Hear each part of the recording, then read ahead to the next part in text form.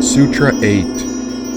When there is a non-thirst for even the gunas, due to the realization of the Purusha, or true self, that is supreme non-attachment.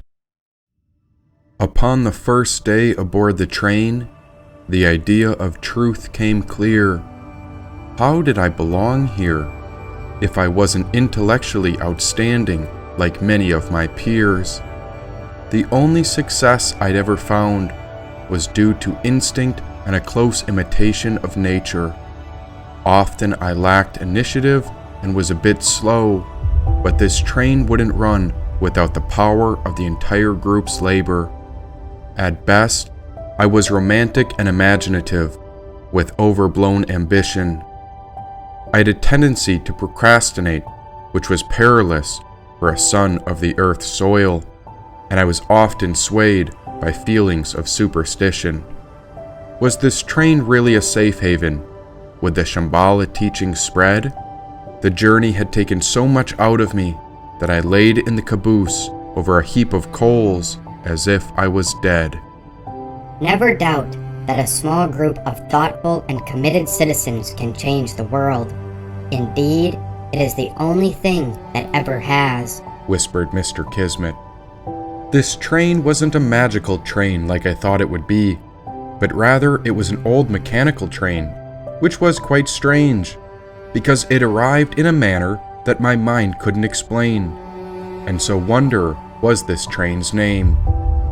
There was a mystery of time aboard this train, and as we looked out, we saw the sun going around the earth, and so we were headed back to that ball of rock, to take on life with a sort of newfound birth. Why time is so mystical.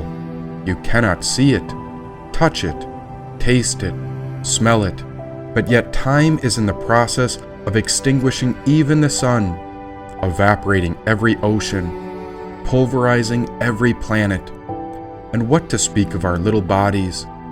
Bribes cannot corrupt time, beauty cannot seduce it, and the greatest militaries cannot stop its progress for even a moment. And how short is life after all? No one knows where it all came from. Yes, we are here, circling the stars, passing by planets all centered around the sun.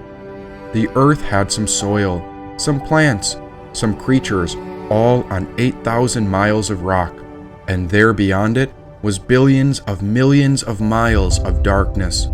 Was existence real or not? We were opening to this mystery of being born and getting a new body.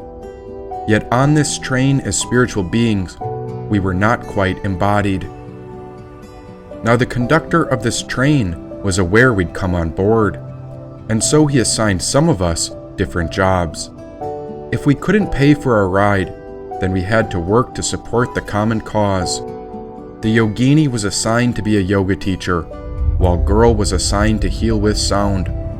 I don't think they knew what to do with me, so I taught some yoga, offered cacao ceremonies, or meditations to cultivate a sense of community among the soulful crowd. I agreed to this duty, and this was the job I was assured. But after a week or so on the train, the conductor changed my title and said I would be in charge of anyone who came on board. From here on out, the conductor explained the new rules of the train. He called me his membership director, which in all truth seemed absurd and insane. Whenever I found a new soul looking to hop on, well, I'd offer them my hand. I'd give them a wink, if only to hint that we were joining a large divine plan. I'm not sure if they knew where this train was heading, but I tried to get as many people on board as I could. The more people on this path with us, then the more people we had to do a world of good. But how did this train arrive? Because this was the type of train that comes after you die. With my new work duties, I found myself in the very back, all the way in the caboose, often gazing up at the galaxies in the sky. But why? And so forgiveness spoke. It should be said that in the philosophy of yoga, all matter in the universe arises from the fundamental substrate called Prakriti. From this ethereal prakriti, the primary gunas, or the qualities of energy, emerge, creating the essential aspects of all nature, which are energy, matter, and consciousness. These three gunas are tamas, which is darkness and chaos, rajas, which means activity and passion, or sattva, or balance and harmony. The awareness and conscious manipulation of the three gunas are a peaceful way to reduce stress, increase inner peace, and lead one towards enlightenment. Guna is a Sanskrit word that translates as quality, attribute, or tendency. In yoga and Ayurveda, a guna is an element of reality that can affect our psychological, emotional, and energetic states. The three gunas are described as being constantly in flux and interacting with each other in a playful state called maya, or illusion. Awareness of each guna allows us to move along a path, said Forgiveness. And that's what this train appeared to be, split into 3 sections. But I was quite curious, were all of us wild ones stuck on this train, or were we all actually free? Now about these 3 qualities, tamas is the state of darkness, inertia, inactivity, and materiality. That's where I found myself to be. Tamas manifests from ignorance and deludes all beings from their spiritual truths. Other tamasic qualities are laziness, disgust, attachment, depression, helplessness, doubt, guilt, shame, boredom, addiction, hurt, sadness, apathy, confusion, grief, and dependency. The second is rajas, which is a state of energy, action, change, and movement. The nature of rajas is attraction, longing, and attachment. Rajas binds us to the fruits of our work. Other rajasic qualities are anger, euphoria, anxiety, fear, irritation, worry, restlessness, stress, courage, rumination, determination, and chaos. Sattva is a state of harmony, balance, joy, and intelligence. Sattva is the guna that the yogis reach towards as it reduces raja and tamas and thus makes liberation possible. Other sattvic qualities are delight, happiness, peace, wellness, freedom, love, compassion, equanimity, empathy, friendliness, focus, self-control, satisfaction, trust, fulfillment, calmness, bliss, cheerfulness, gratitude, fearlessness, and selflessness, said Forgiveness. And since I had found myself in the back of this train, I was trapped in sloth and dullness because I was ignorant, ignoring the fact that death was real and my old body did not heal. I liked that old body very much, and I couldn't tell you why, but I longed to remember that past life, and I was so curious why that old form of me had come to die. And what now? What was I left to feel? Inertia, darkness, and heaviness pulled me down from my heels. I just wanted to rest. I was always tired and exhausted here. Death had taken our bodies, and all I wanted was a release from this confusion and fear. When I first got on the train, I realized that many wandering souls from all walks of death had climbed aboard. We seemed to be set in 3 sections, but no one knew exactly where this train was moving towards. Peeking up, many souls moved up to first class to get out of the rain. This was sattva, that balance, joy, and intelligence where many strived to be on this train. Then some were a bit more attached to the outcome and destination, and so they shoveled heaps of coal into the fire, hoping we'd arrive quicker to the final train station. But why my soul was so tired and I couldn't quite move. I had just died for goodness sakes, and I preferred to lay in the coal as I melted in the caboose. I wanted the peace and harmony, but my soul couldn't get loose. Then I heard that whisper of truth. This was the spirit of forgiveness in Mr. Kismet, while they whispered about the essence of eternal youth. Supreme non-attachment is due to the realization of the Purusha, which is the true self, when there is no thirst for the three gunas, said Forgiveness. What about it? Can't you just let me sleep? I'm so tired that all this life, death, and suffering seems to be happening on repeat. If life or death has pulled you down, then just let it go. No mud, no lotus. How else are we supposed to grow? Said Mr. Kismet. That's when I realized there was no quick fix, but the piles of coal I laid upon embodied a certain type of surrender. Neither I or the coals were in control of this lethargy, but rather I began to think of my true self the same way that coals could become a burning ember. Would I stay or would I go? Would I flicker or would I fade? It was only a matter of time until something was destined to change. And in that thought, I found a sudden gap, a moment of wonder, and that sparked a light which appeared like a treasure map. In that moment, I got a glimpse. I was not different from any of this train's coal. This realization was something I got to experience in the moment, because only in the moment could this understanding be known. That spark of light brought a flash. Then it was warmth while I observed. The true self lives within, and so someone had scooped me up, tossed me into the engine's fire, and this is what it's like when I discovered that we're all called to serve. I began to embody the steam of this train, and so I fueled the fire which would drive an energetic reaction. This realization had spurred my soul out of the darkness, and now I embodied intense passion. The train roared, the steam carried us on, but with this fiery energy, I burnt through the coal so fast, and before I knew it, my little effort was over and done. They'd toss more coals on, but my single contribution was over. Now we were in the middle of the train, shoveling more coals into the burning fire, all to make sure the fuel combustion powered the motor. The harder we worked, the more fierce the fire became, and so our fiery passion ate through the coals even quicker. Then we'd work even more passionately to throw more coals in. This was Rajas, over and over, time and time again. We were working so hard to power this train, but when would this hard work end? We worked that entire day, then all through the night. We worked through the entire summer for months straight, all so that the fire wouldn't lose its light.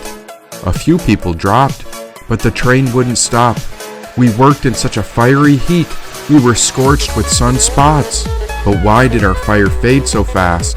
And after I couldn't work anymore, I noticed the fire had died down to a single ember. All my effort barely glowed in the darkness, and whatever truth I'd found about burning bright was gone to the point I could not quite remember. In this phase of darkness, Mr. Kismet and Forgiveness went on to explain the higher forms of non-attachment. That the detachment of the mind from its personal desires and enjoyment is the ordinary non-attachment. The mind might want something, but having control, you tell the mind, no, and it stays away. But in the higher non-attachment, you don't even think of attaching yourself.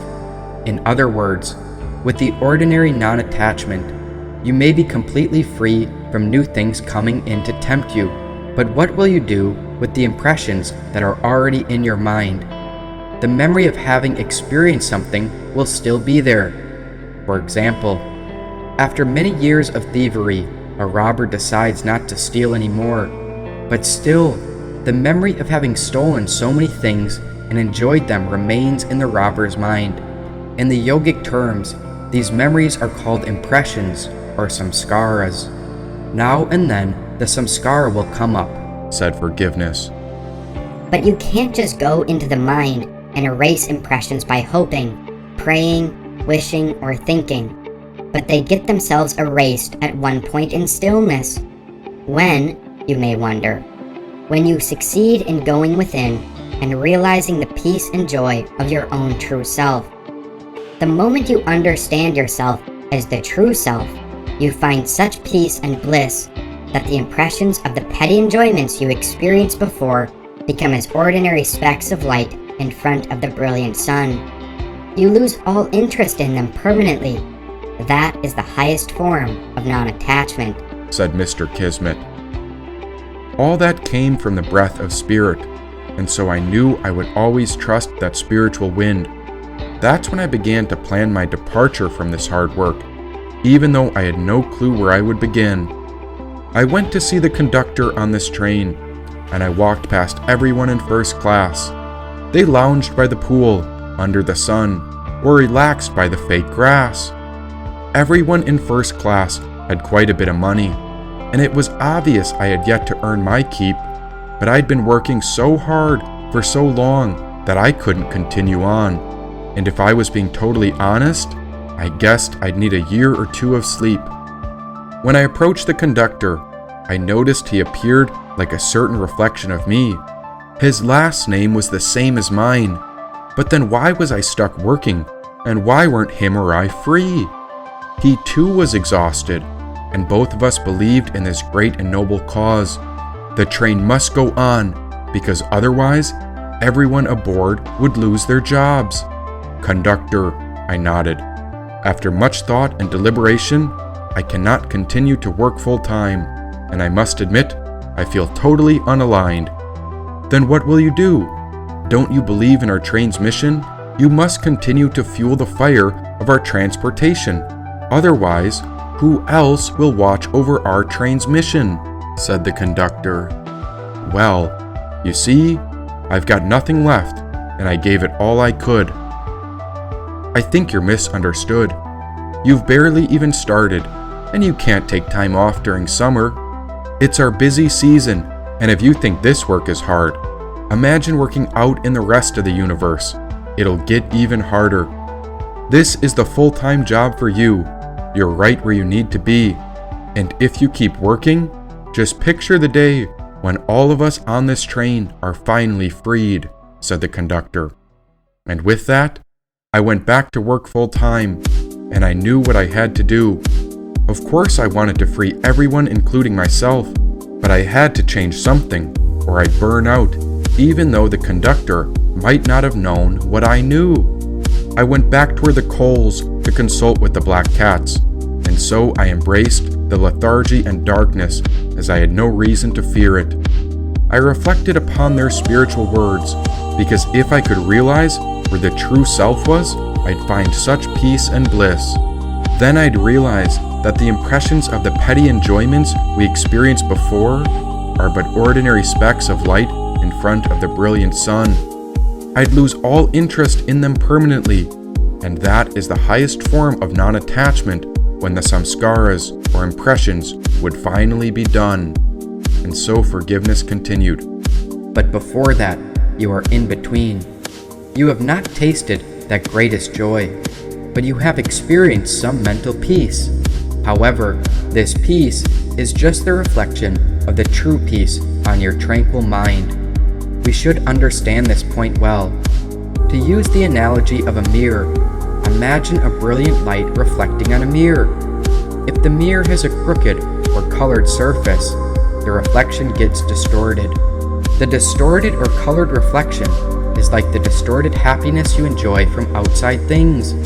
By detaching yourself from these things, you make the mental mirror steady and straight and see a steady image of your higher self. But still, the image is not the true original high self or bliss absolute. Once the mind becomes pure and steady, you experience a steady happiness. That is the result of first detachment, or the lower non-attachment.